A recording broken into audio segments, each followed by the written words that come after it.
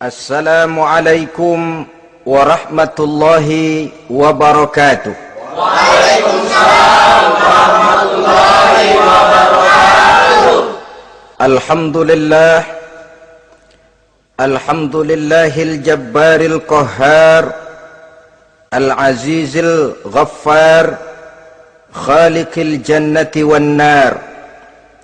Wassalatu wassalamu ala sayyidina Muhammadinil Mukhtar wa ala alihi wa ashabihil athhar, amma ba'du. Saudara-saudara kaum muslimin rahimakumullah. Pada pertemuan terdahulu di dalam membicarakan tentang hari kiamat, saya sudah menjelaskan bahwa setelah manusia menghadapi pengadilan Qadhi Rabbul Jalil, pada akhirnya terbagilah manusia dalam dua kelompok besar, fariqun fil jannah wa fariqun fis sa'ir. Sekelompok orang masuk ke dalam surga dan segolongan lainnya lagi masuk ke dalam neraka. Maka pada pertemuan kali ini kita akan membicarakan tentang surga dan calon-calon penghuninya.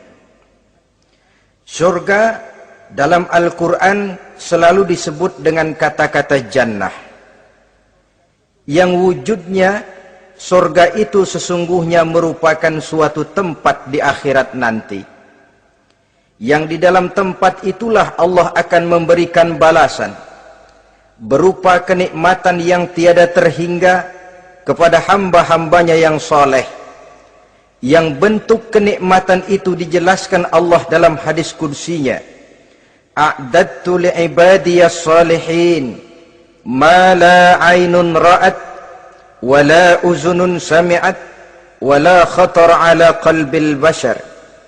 Aku sediakan buat hamba-hambaku yang soleh satu kenikmatan yang belum pernah dilihat oleh mata, belum pernah terdengar oleh telinga, dan belum pernah terdetik dalam hati manusia tentang kenikmatan yang semacam itu. Jadi kalaupun dalam banyak ayat-ayat Al-Quran Allah menggambarkan tentang surga yang di bawahnya mengalir sungai-sungai, jangan disamakan dan dibandingkan dengan sungai yang ada di dunia ini. Kalau surga bercerita tentang pohon dengan segala buah-buahnya, jangan samakan dengan pohon dan segala buah-buahan yang ada di dunia ini. Kalau surga bercerita tentang istana, tentang tempat tidur, tentang permadani dan sebagainya, seluruhnya tidak sama dan tidak bisa disamakan atau dibayangkan dengan yang kita hadapi dalam kehidupan di dunia ini. Di sanalah manusia akan menemukan kehidupan yang hakiki, yang sebenar-benarnya, yang tidak akan pernah berubah untuk selama-lamanya. Adapun kehidupan di dunia ini, boleh saja kita katakan kehidupan yang kamuflase, fata morgana, atau dalam bahasa agama sering disebut dengan kehidupan khayali.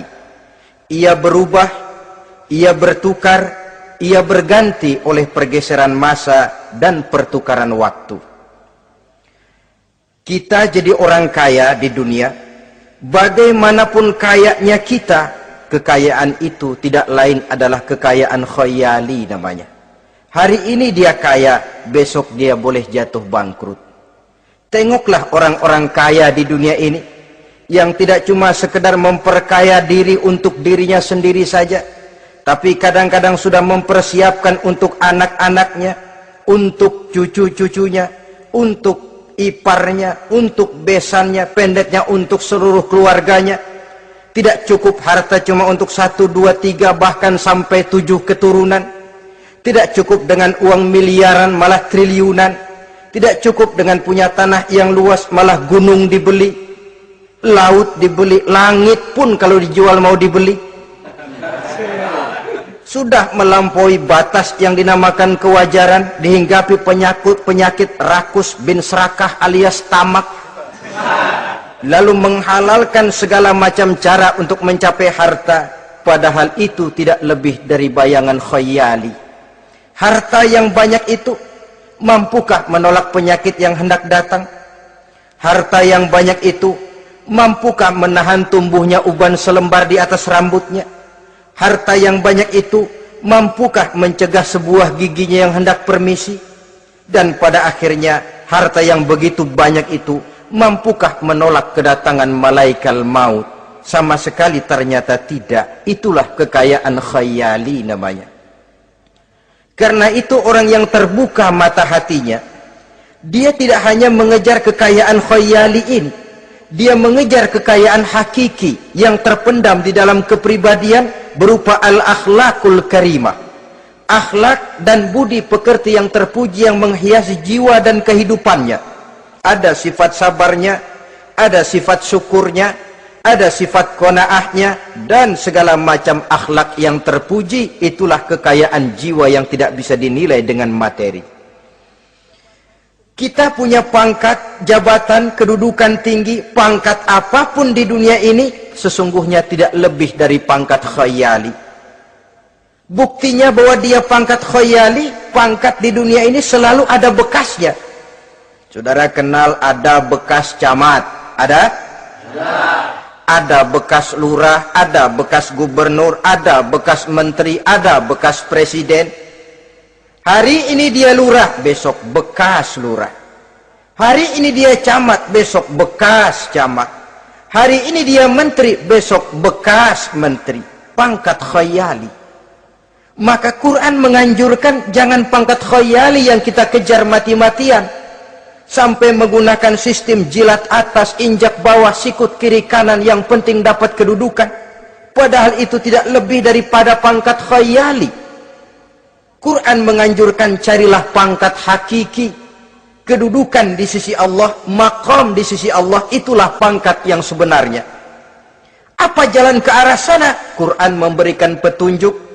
Wa minal laili fatahajjad bihi nafilatan lak asa ayyab'asaka rabbuka maqaman mahmuda. Di keheningan malam, dikala orang tidur nyenyak, bangunlah engkau tahajud kepada Allah Tuhanmu. Pasti kalau itu kau laksanakan, Allah akan menempatkan engkau di satu tempat yang terpuji, mendapat pangkat yang hakiki dan bukan sekedar pangkat khayali.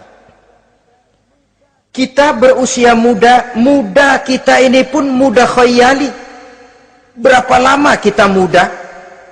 Hari berubah jadi minggu, minggu bertukar menjadi bulan, bulan pergi datanglah tahun. Pergeseran masa dan pertukaran waktu membuat kita jadi berubah. Kulit yang tadinya kencang jadi lentur dan keriput. Segalanya berubah. Oleh karenanya, pada kehidupan di surga nanti, orang akan menemukan kehidupan yang hakiki, yang tidak akan pernah berubah untuk selama-lamanya. Nah, kita akan mulai dengan menjelaskan bagaimana sebenarnya keadaan surga itu. Pertama, luasnya. Berapa sih luasnya surga? Dengan logika, sekarang ini dunia dihadapi dengan kekhawatiran terhadap peledakan penduduk yang nyaris tidak terkendali. 5 miliar lebih jumlah manusia yang nongkrong di permukaan bumi. Tapi sesungguhnya planet bumi yang kita tinggali ini cuma satu planet kecil dari 9 buah planet yang berada dalam sistem tata surya matahari yang lazimnya kita namakan galaksi. Selain tata surya matahari yang namanya galaksi itu, masih terdapat lagi galaksi-galaksi lain yang dengan sendirinya juga dikitari oleh planet-planet lain. Dan bumi kita yang kita tinggali ini, yang dihuni oleh tidak kurang 5 miliar manusia, hakikatnya cuma setitik debu di tengah angkasa alam yang luas ini.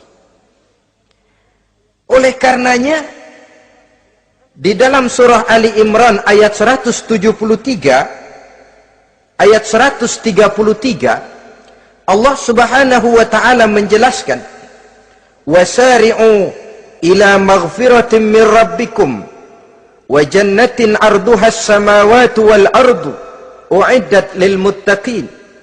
bersegeralah kamu menuju ampunan Allah dan surga yang luasnya seluas langit dan bumi. Seluas langit dan bumi. Sedangkan langit oleh mata telanjang ini kan tidak pernah kelihatan. Yang nampak oleh kita biru di atas itu cuma batas titik pandangan manusia yang terjauh. Dan konon itu adalah refleksi sinar matahari yang menyentuh air laut, melahirkan warna biru. Sedangkan hakikat langit itu sendiri sampai hari ini belum terjangkau oleh kemajuan ilmu pengetahuan. Sejauh-jauhnya manusia pergi baru ke bulan. Mungkin dalam beberapa tahun mendatang dia akan pergi ke planet-planet Mars dan planet-planet lainnya. Tapi itu masih terbatas dalam sistem tata surya matahari atau galaksi kita ini. Belum lagi sampai kepada langit yang pertama.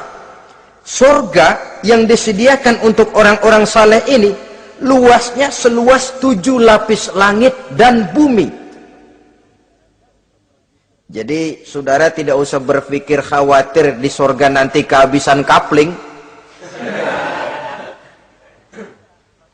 Di dunia ini saja masalah tempat tinggal sekarang ini jadi masalah pelik karena memang peledakan penduduk seiring dengan perkembangan tentang lapangan kerja yang harus disiapkan, sekolah yang mesti disediakan, sarana pendidikan yang harus disiapkan, rumah sakit untuk menjaga kesehatan, dan kompleks betul masalahnya. Tetapi di surga nanti arduhas samawati wal ard, luasnya seluas 7 lapis langit dan bumi. Satu keluasan yang hanya Allah saja yang maha tahu tentang batas-batasnya. Itu tentang luasnya surga.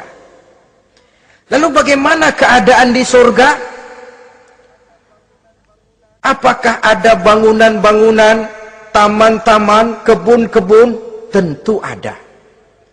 Di surga ada kebun yang tanamannya berupa tumbuh-tumbuhan dan menghasilkan buah-buahan yang buah-buahannya pun boleh dimakan oleh manusia karena tidak akan pernah ada larangan lagi dalam kehidupan di sana. Dalam surah Ar-Rahman ayat 54 misalnya kita dapati penjelasan dari Allah Subhanahu wa taala, "Wa janal jannataini dan." Begitu juga dalam surah Waqiah ayat 32 dan 33 Allah menjelaskan, "Wa fakihatin kasiratin la maqtu'ati wa la mamnu'ah." Dan di dalam surga itu terdapat buah-buahan yang sangat banyak sekali yang tidak pernah putus-putusnya, wala mamnu'ah, dan tidak dilarang untuk mengambilnya. Yang dimaksud la maqtu'ah, tidak terputus, artinya buah-buahan di surga itu begitu kita petik keluar lagi gantinya, dipetik lagi keluar lagi gantinya. La maqtu'ah, tidak pernah putus. Lain kan pohon di dunia ini hari kita petik keluar lagi kapan? Musim tahun depan, nungguin kita. La maqtu'ah, tidak pernah terputus buah-buahan itu, wala mamnu'ah, dan tidak terlarang untuk memetiknya. Adakah pohon pisang? Pohon pisang ada. Anggur? Anggur banyak. Delima pun ada. Tetapi sekali lagi, bagaimanapun hakikat buah di surga cuma sama dalam nama tapi lain dalam wujudnya. Nanti saudara pikir, di surga pisang, di sini juga banyak kalau cuma pisang mah. Di surga anggur, di pasar banyak anggur. Ini cuma nama yang sama, hakikatnya tentu berbeda. Sebab kalau hakikatnya juga sama, ya nggak usah sampai ke akhirat, di sini pun cukup.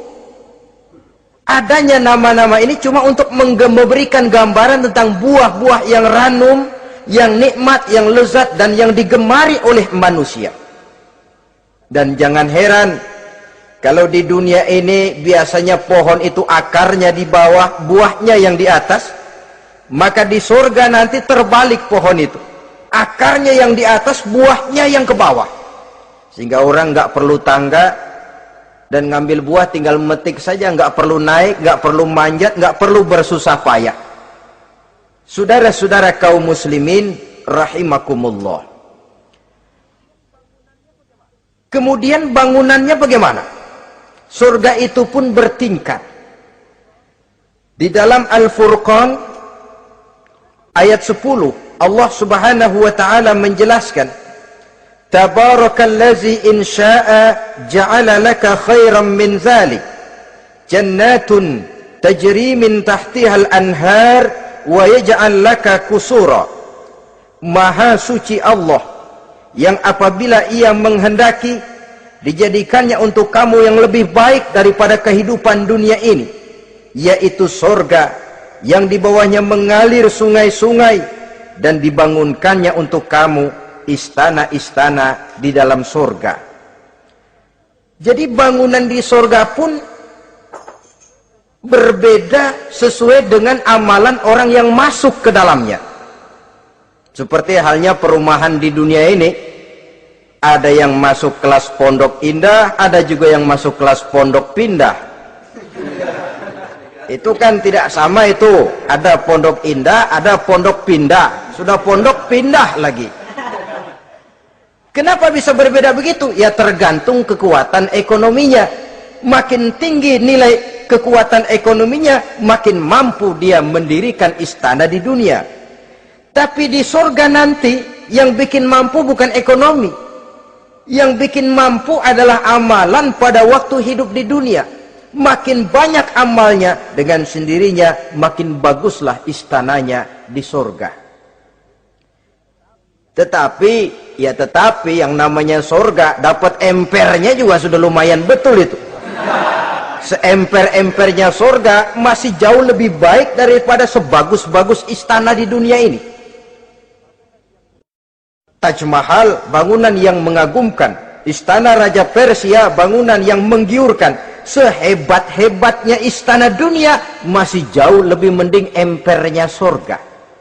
Konon ya, menurut satu riwayat, baunya surga itu sudah bisa dicium 40 tahun perjalanan. Menurut riwayat lain, 500 tahun perjalanan. Menurut riwayat satu lagi, 70 tahun perjalanan. Baunya surga sudah dapat dicium oleh manusia. Saudara-saudara kaum muslimin rahimakumullah. Nah, di dalam bangunan-bangunan surga itu, seperti halnya terdapatlah kamar-kamar ghuraf dalam istilah Quran itu, yang juga berisi divan, ranjang, tempat-tempat tidur yang indah-indah, dilengkapi dengan kasur-kasur yang tebal dan empuk, bantal dan permadani yang daripadanya bertahtakan emas. Terulah tempat tidur paling menggiurkan kita zaman sekarang ini yang namanya Dunlopillow atau Alga Spring Bed. Sejauh itu bayangan kita menggambarkan masih belum apa-apanya ketimbang tempat tidur yang ada di surga itu nanti. Saudara-saudara kaum muslimin, apakah juga penduduk surga makan, minum, memakai pakaian? Iya. Mereka akan beroleh gelas, piala, kendi, cerek, dan piring-piring yang terbuat dari emas dan perak.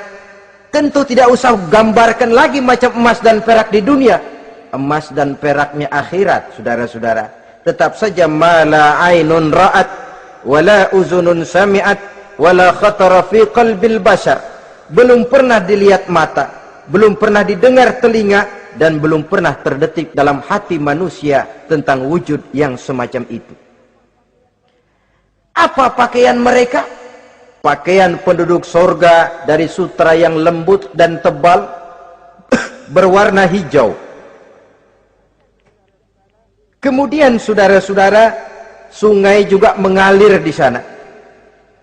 Mata airnya antara lain berwarna jernih, ada yang air susu, ada yang sungai madu, ada yang khamar atau sungai arak, dan penduduk surga boleh meminumnya, tidak ada larangan sama sekali.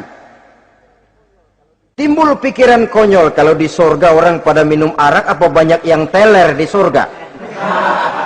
Ya tentu tidak. Sebab di sana saya katakan tadi kehidupan yang hakiki. Segalanya diperbolehkan, segalanya dipersilahkan. Nah, lalu untuk masuk ke surga itu apa melalui pintu? Memang melalui berbagai macam pintu. Dan ada pintu-pintu khusus yang tidak boleh dimasuki orang lain. Sayyidina Abu Bakar Siddiq radhiyallahu an pernah bertanya tentang hal itu kepada baginda Nabi. Ya Rasul, apakah di surga ada pintu-pintu khusus? Ada, Abu Bakar. Ada di dalam surga itu pintu yang namanya Rayyan. Tidak boleh masuk ke pintu itu melainkan orang-orang yang puasa. Orang-orang yang rajin puasa, mereka akan masuk ke surga melalui satu pintu yang dinamakan Babur Rayyan atau pintu Rayyan. Ada pintu jihad. Yang masuk lewat itu hanya mereka orang-orang yang waktu di dunia sepanjang hidupnya berisi jihad, menegakkan dan meninggikan kalimat Allah. Ada Babus Shadaqah, pintu yang hanya boleh diliwati oleh orang-orang yang rajin bersedekah, ringan tangan dalam memberikan bantuan kepada orang-orang yang memang memerlukannya. Dan setiap orang melalui pintu yang sesuai dengan amalannya masing-masing. Ketika itu Abu Bakar bertanya, ya Rasul, apa ada orang yang dipanggil dari tiap pintu? Tiap pintu manggil dia. Kata Nabi, ada Abu Bakar, dan saya doakan kau masuk salah satu di antara orang yang dipanggil dari tiap pintu. Ini orang multi komplek ini. Puasa, dia ahli puasa. Soal jihad, sepanjang hidupnya dia jihad. Sedekah memang tangannya pemurah. Tahajud memang tiap malam. Sementara itu akhlaknya luhur, tiap pintu manggil dia. Dalam hadis ada juga perempuan yang bernasib baik, dijelaskan oleh Nabi, "Iza shallatil mar'atu khamsaha wa shamat shahraha wa hafizat farjaha wa ata'at zawjaha qila laha udkhuli min ayyi abwabil jannati syi'ti." Apabila seorang perempuan dia kerjakan solat yang 5 waktu, dia puasa di bulan Ramadan, dia jaga kehormatan dirinya, kemudian dia taat kepada suaminya, di akhirat nanti dikatakan kepada perempuan tadi, wahai perempuan, udkhuli min ayyi abwabil jannati syi'ti, masuklah kamu ke dalam surga dari pintu mana saja yang kamu mau. Disuruh pilih, saudara-saudara. Nah, kalau kita waktu di dunia ini tidak ada keistimewaan amal, bingung mau masuk pintu mana. Ramadan puasanya kayak gendang. Depan doang sama belakang, penutupan sama pembukaan, peserta kehormatan. Tengah-tengahnya kosong. Nanti mau masuk pintu Rayyan, ditanya, ini pintunya orang yang puasa. Kamu puasa Ramadan? Puasa juga sih. Puasa juga sih bagaimana? Iya, pembukaan mau penutupan. Tengahnya kosong, nggak bisa lewat pintu sini. Cari pintu lain saja. Mau masuk kita lewat pintu jihad. Ditanya lagi, kamu lewat sini apa merasa pernah berjuang membela agama waktu di dunia? Mau lewat pintu sholat, apa kau termasuk orang yang konsekuen menjaga sholat? Bersyukurlah kita kalau tiap pintu memanggil. Kalau tidak, adalah salah satu amal kita yang menunjukkan keistimewaan kita. Karena itu beramal nggak perlu banyak, yang penting rutinnya, istiqomahnya. Ahabbul a'mali indallah adwamuha wa in qalla. Amalan yang paling dicintai Allah yang dikerjakan secara tuntas walaupun tidak banyak. Saudara baca ayat Quran nggak banyak, satu malam cuma 3 ayat, tapi rutin tiap malam 3 ayat, tiap malam 3 ayat. Itu lebih dicintai Allah daripada sekali ngaji 1 juz, terus 3 bulan nggak ngaji-ngaji. Lebih baik yang sedikit-sedikit ini tapi rutin, dia akan menjelma menjadi amalan yang banyak daripada sekalinya banyak lalu ke belakangnya malah tidak ada sama sekali. Hendaknya ada amalan-amalan kita yang menunjukkan keistimewaan dan kelak akan menjadi pintu yang kita tempuh di surga nanti.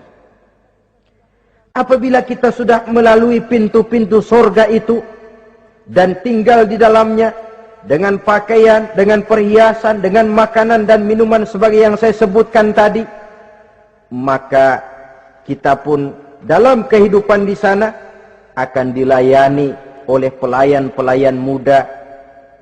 Yatufu alaihim wildanun mukhalladun.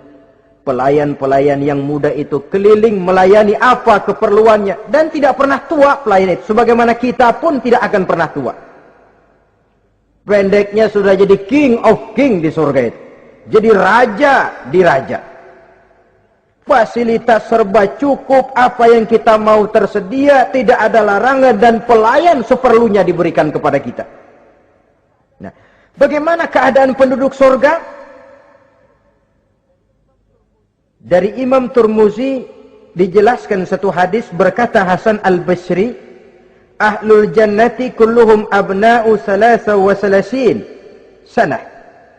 Mereka rata-rata orang-orang muda penduduk surga itu. Umurnya tidak lebih 33. Ya, muda-mudanya, cakep-cakepnya, ganteng-gantengnya. Pantas kalau satu hari ada perempuan tua menghadap Rasul.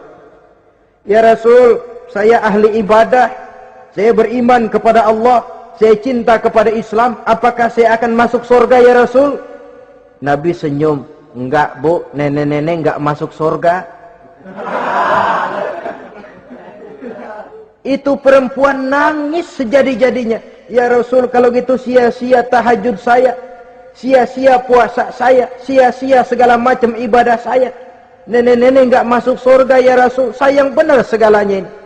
Rasul kemudian menghampiri perempuan tadi. Bu, kalau yang ibu bilang itu benar, ibu masuk surga. Cuman di sana ibu balik muda lagi.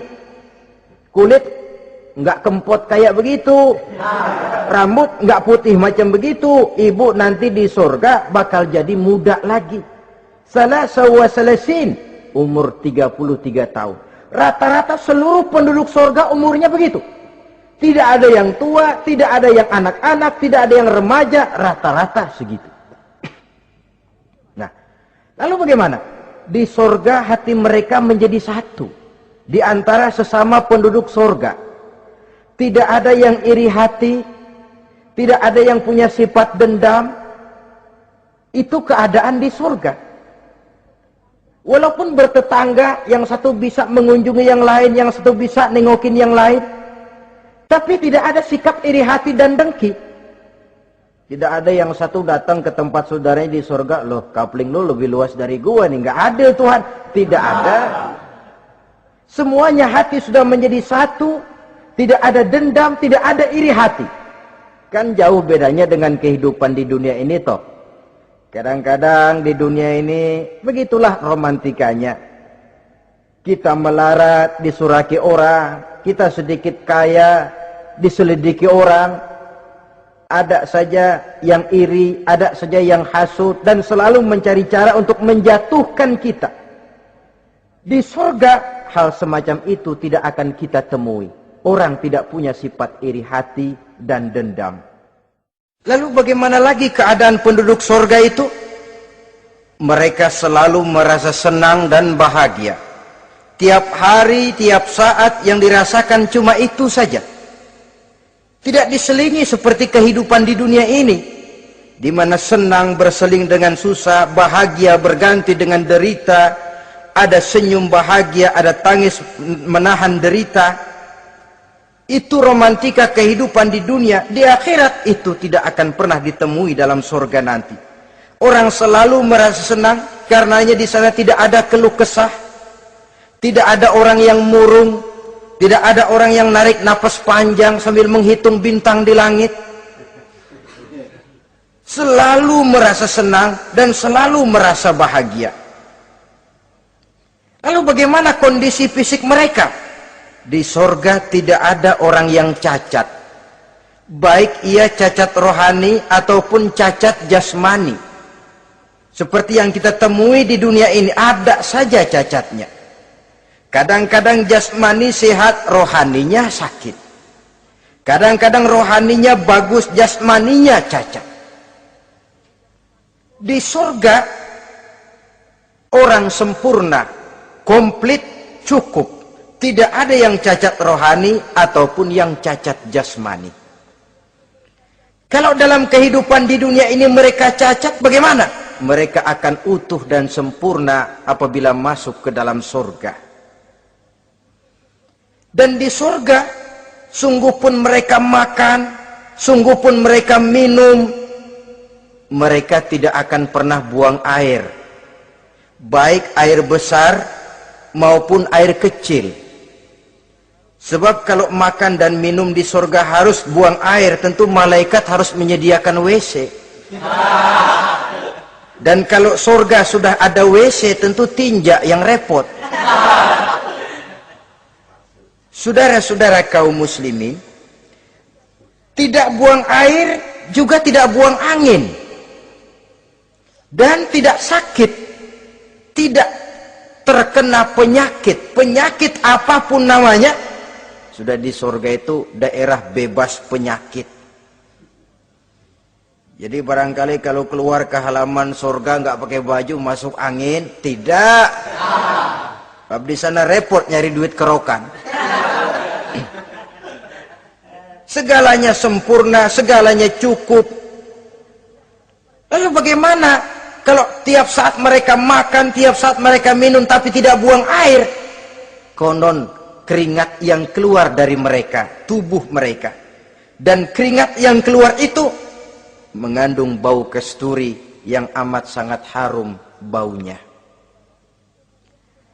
Saudara-saudara, kemudian penduduk surga itu oleh Allah diberikan teman hidup yang namanya bidadari. Makhluk Allah yang teramat sangat cantiknya, yang tidak bisa kita bayangkan macam apa cantiknya. Barangkali kalau kita menonton film, kita kagum dengan bintang-bintang film kenamaan yang cantiknya selangit. Itu mah belum ada seujung kukunya dari para bidadari. Mereka dalam Quran disebut azwajun mutahharah, istri yang disucikan. Apa pengertian suci di sini? Belum pernah tersentuh sebelumnya, baik oleh manusia, baik oleh jin, baik oleh malaikat sekalipun. Jadi memang orisinil, build up dari sononya belum kepake. Khusus untuk manusia yang masuk surga. Belum pernah kepegang sama manusia. Jangankan manusia, jin dan malaikat saja belum pernah megang. Lain kan di dunia sekarang ini, kita mau cari barang orisinil sudah repot. Ya mujurlah kalau saudara menemukan seorang gadis yang orisinil paten, masih build up, barangkali mujur. Tapi umumnya terutama di kota-kota besar, ya sudah kita dapat second hand juga masih lumayan. Kalau tidak rongsok-rongsok bener mah, ini kadang-kadang sudahlah second hand, kondisinya juga 30%. Udah mesti nyerpis melulu kita ini. Saudara-saudara, azwajun mutahharah, belum pernah tersentuh oleh siapapun. Lalu makna tohara ini, mereka selalu suci, tidak pernah baik menstruasi atau mencret. Tidak pernah. Dan kalau perempuan kita, istri-istri kita di dunia ini kan 1 minggu dalam sebulan terkena dapat fasilitas dia untuk tidak sholat, untuk tidak ibadah, masa haid itu. Perempuan di surga yang namanya bidadari tidak akan pernah mengalami haid. Lalu apalagi keistimewaannya? Selalu perawan. Tidak pernah janda. Walaupun tiap hari dipakai, habis dipakai perawan lagi. Saudara-saudara yang saya hormati, itu diperuntukkan untuk penduduk-penduduk surga. Loh itu laki-laki itu. Iya, kalau perempuan bagaimana? Satu riwayat menjelaskan mereka akan menjadi ratu di surga. dengan segala kenikmatan yang juga tidak pernah mereka bayangkan sebelumnya.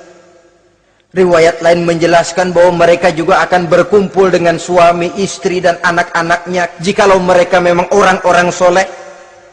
Ada juga riwayat lemah menjelaskan bahwa mereka akan mendapat bidadara istilahnya. Saudara-saudara kaum muslimin rahimakumullah. Pendeknya, surga dan seluruh kenikmatan yang ada di dalamnya tidak pernah mata melihat, belum pernah telinga mendengar, belum pernah terbetik dalam hati manusia. Oh, di surga begini kali ya. Berbeda dengan itu. Oh, bidadari begini kali ya. Kalau masih begini kali ya, masih bisa dibayangin. Ini sudah nggak bisa dibayangin. Jadi nggak usah begini ya begitu ya. Saudara-saudara, apabila orang sudah masuk ke dalam surga, bertemu dengan sesama teman waktu di dunia, surah At-Tur menjelaskan ayat 25-26, wa aqbala ba'dhum ala ba'di yatasaalun qalu inna kunna qablu fi ahlina musfikin famanna Allahu alaina wa waqana azabas samum. Apabila mereka telah masuk ke dalam surga, sebagian yang lain berkunjung kepada sebagian yang lain. Cara kita belah sono, ini teman kita dulu waktu di dunia, yuk samperin yuk. Ba'duhum ala ba'di yatasaalun, saling tanya menanya. Kalau istilah kita, sampai juga kemari? Iya. Saya waktu di dunia dulu sebenarnya sudah khawatir takut mendapat azabnya Allah, tapi Allah memberikan karunia kepada saya diselamatkan dari azab, dari mara bahaya neraka, sampailah saya ke dalam surga ini. Alhamdulillah. Bagaimana kabarnya ente? Alhamdulillah saya juga sampai ke surga ini. Si fulan bagaimana? Nyangkut kali dia mah di neraka. Yatasaalun, saling tanya menanya hal ihwal dan keadaan mereka. Tapi satu hal yang jelas saudara-saudara, di surga nanti itu tidak ada perkataan yang sia-sia, tidak ada ucapan kotor, tidak ada omongan keji, dan tidak ada omongan kosong. Tidak ada omongan yang sia-sia, ucapan-ucapan yang kotor, mencaci maki, itu tidak ada. Karena sifat marah pun tidak ada dalam surga.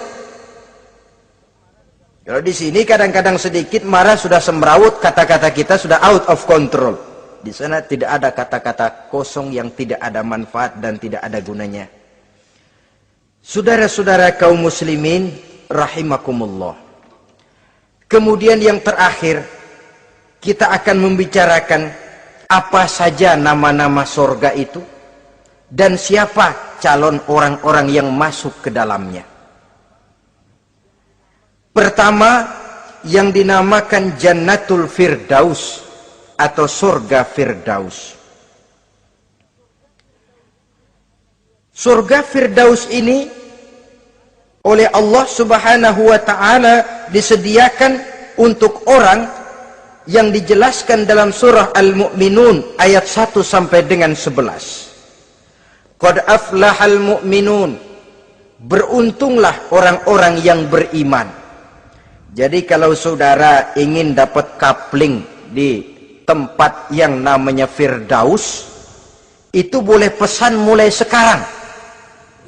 Nafas masih ada, Allah masih memberikan kesempatan untuk hidup, pesan tempat dari sekarang.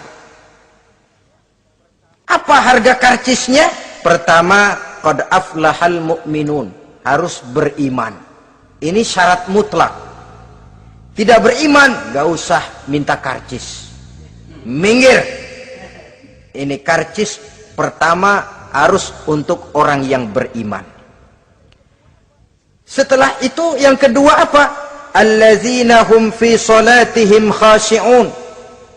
Mereka yang khusyuk di dalam solatnya. Jadi untuk mendapat tiket ke surga Firdaus itu, setelah beriman, khusyuk di dalam solat.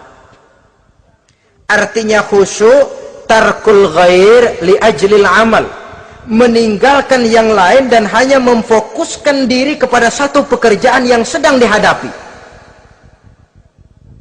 Kalau kita makan sambil ngobrol, itu namanya makannya nggak khusyuk, sebab ada sambil ngobrolnya. Nah, sholat yang khusyuk, sholat yang di dalamnya tidak berisi yang lain kecuali sholat itu, meninggalkan yang lain dan hanya memfokuskan diri saja untuk melaksanakan suatu amalan. Dan sholat khusyuk itu berat.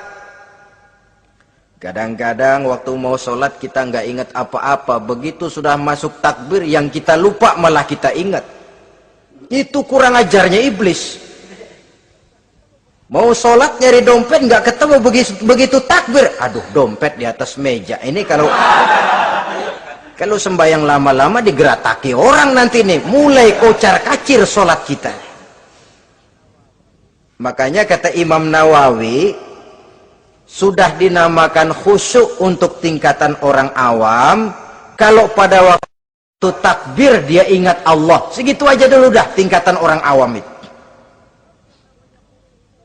Sebab yang namanya khusyuk itu hudurul qalbi wa sukunul jawarih. Hatinya ikut sholat, anggota badannya tenang tentram di waktu sholat, khusyuk. Kalau waktu sholat garuk sono, garuk sini, kaki ketekas, ketekus. Itu sudah anggota badannya nggak khusyuk. Atau anggota badannya tenang, tentram, nggak gerak-gerak, cuma hatinya ngayab kemana-mana. Badannya di musola, hatinya di pasar.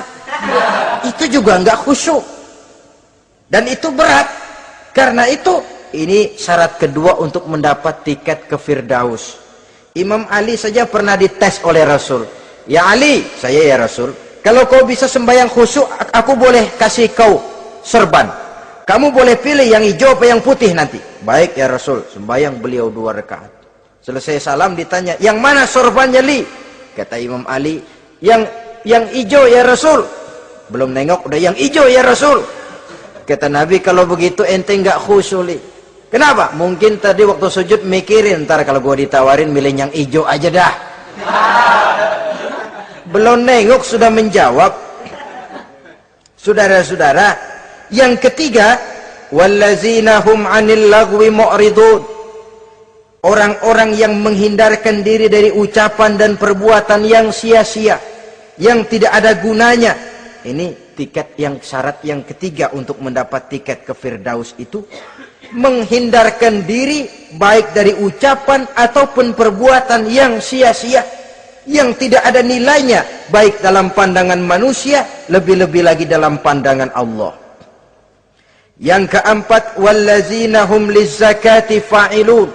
Mereka yang aktif membayar zakat. Kemudian yang kelima, wallazina hum lifurujihim hafizun illa ala azwajihim aw ma malakat aymanuhum fa innahum ghairu malumin. Orang-orang yang memelihara kehormatan dirinya kecuali kepada istrinya atau kepada budak sahayanya, pandai mengendalikan nafsu, tidak terperosok memperturutkan syahwatnya. Yang keenam, wallazina hum li amanatihim wa ahdihim raun. Orang yang pandai menjaga amanah dan pandai menepati janji. Saudara-saudara, kalau janji ditepati, sebab janji adalah hutang.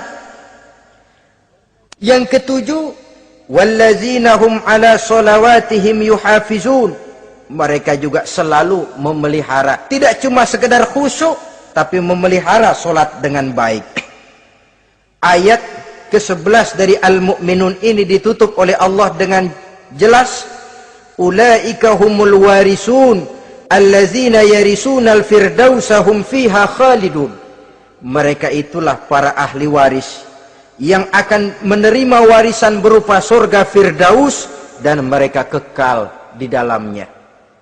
Kalau tadi sudah kita tangkap bahwa begitu besar kenikmatan yang ada di dalam surga, ternyata barang yang mahal memang tidak mudah untuk didapat.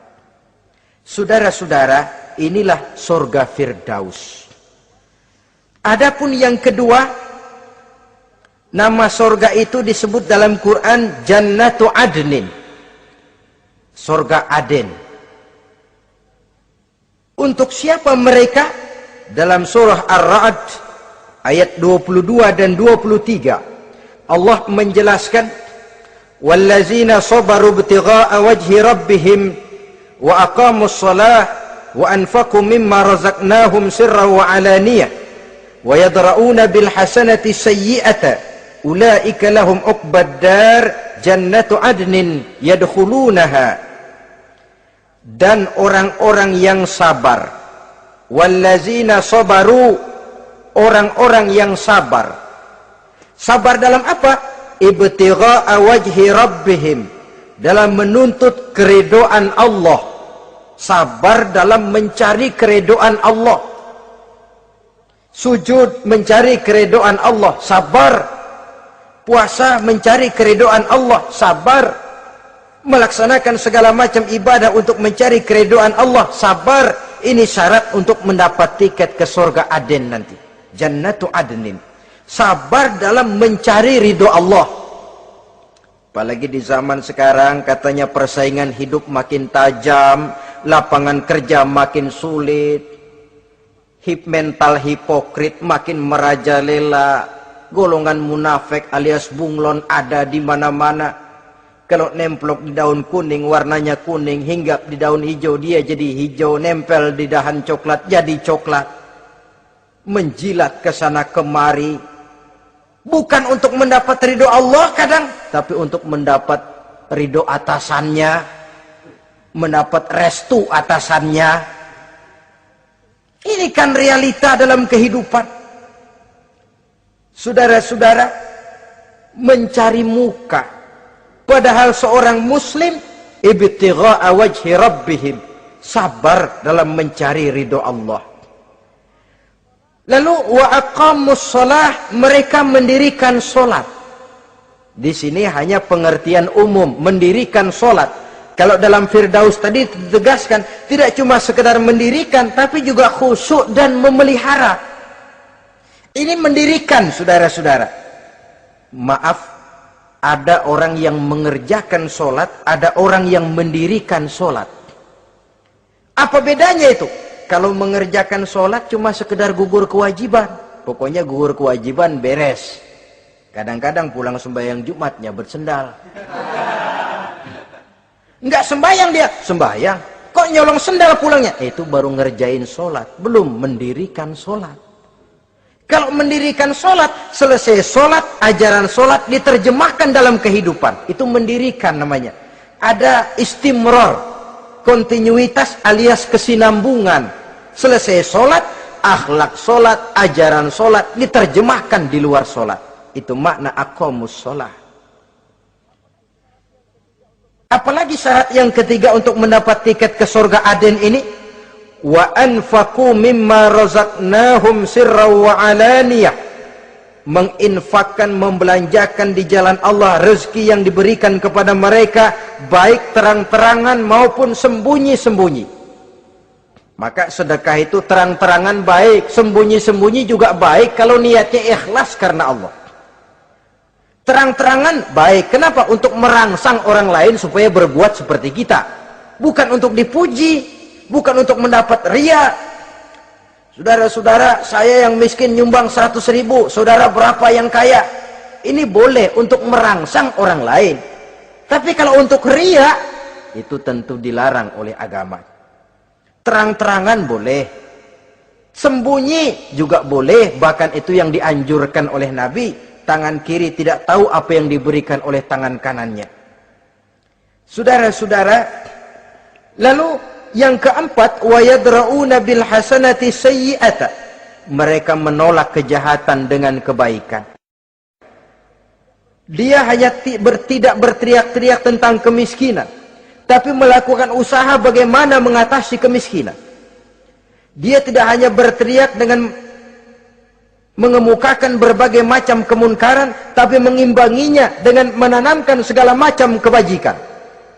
Berarti sekarang ini tuh, air saja kalau cuma dibendung tapi tidak disalurkan kan ngebludak, jebol bendungan.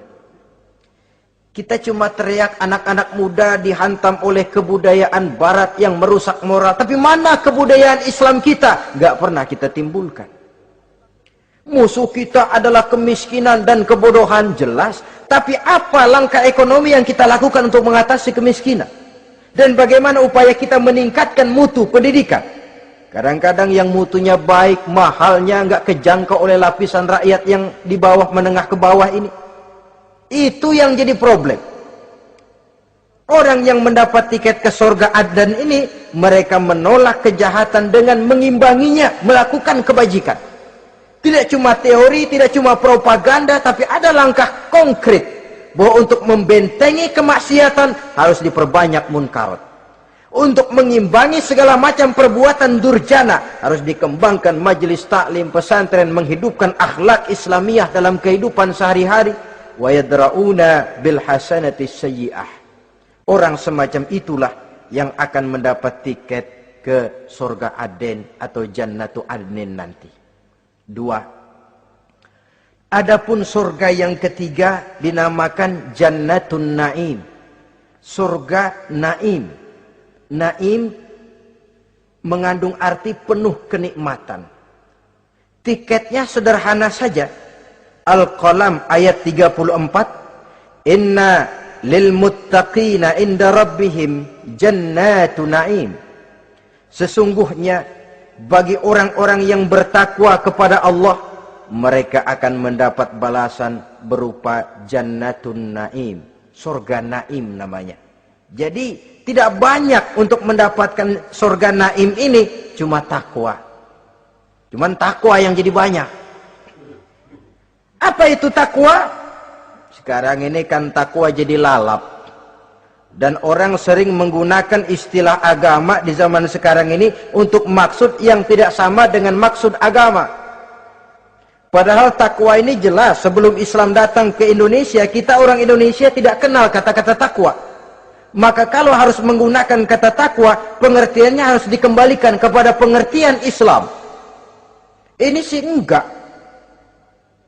Orang yang mana aja kalau dilantik bertakwa kepada Tuhan yang Maha Esa, bertakwa, sampai membleh tuh bibir, bertakwa.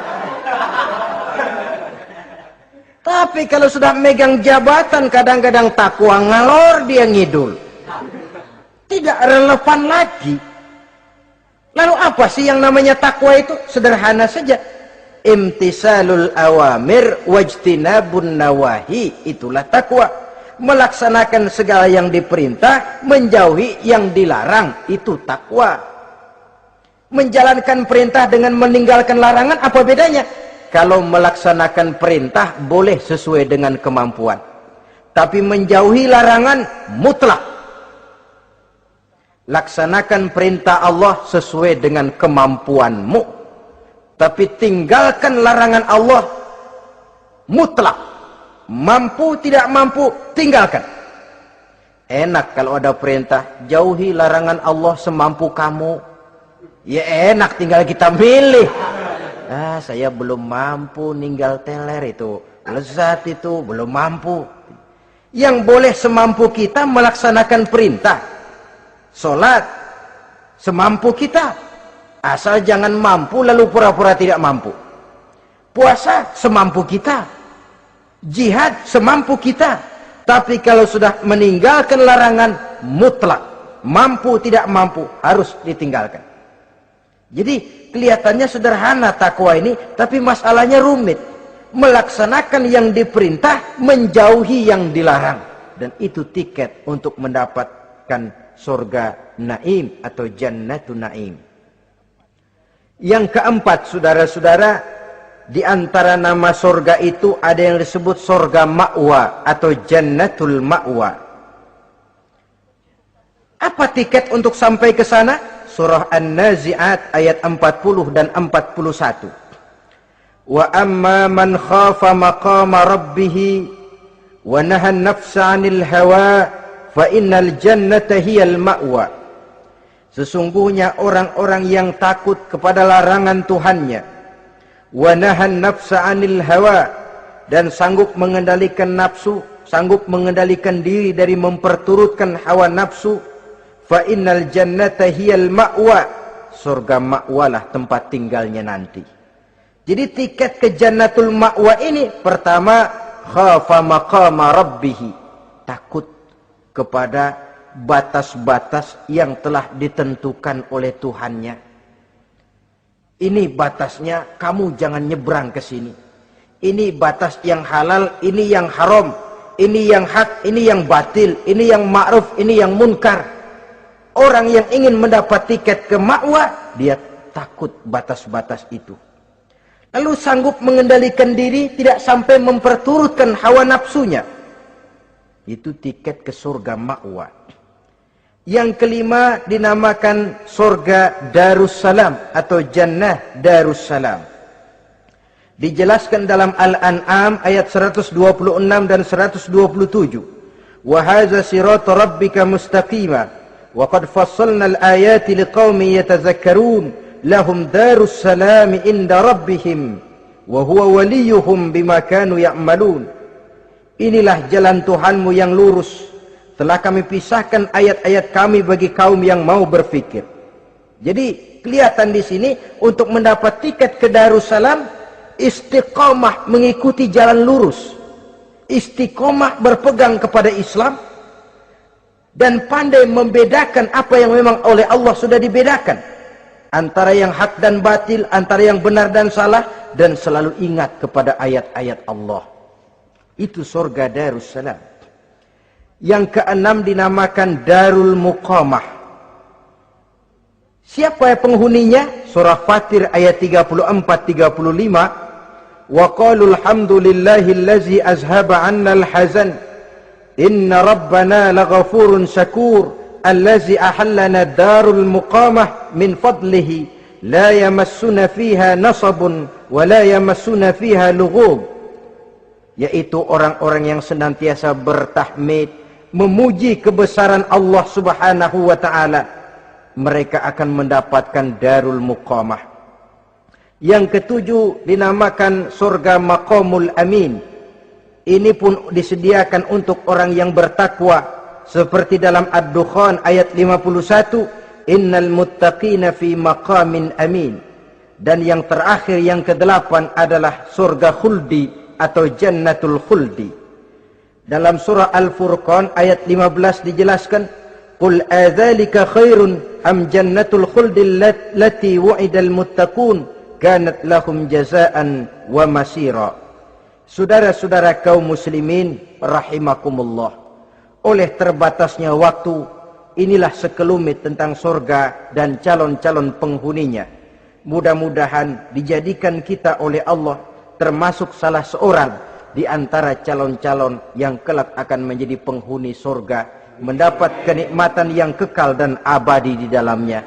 Amin ya rabbal alamin. Terima kasih atas segala perhatian.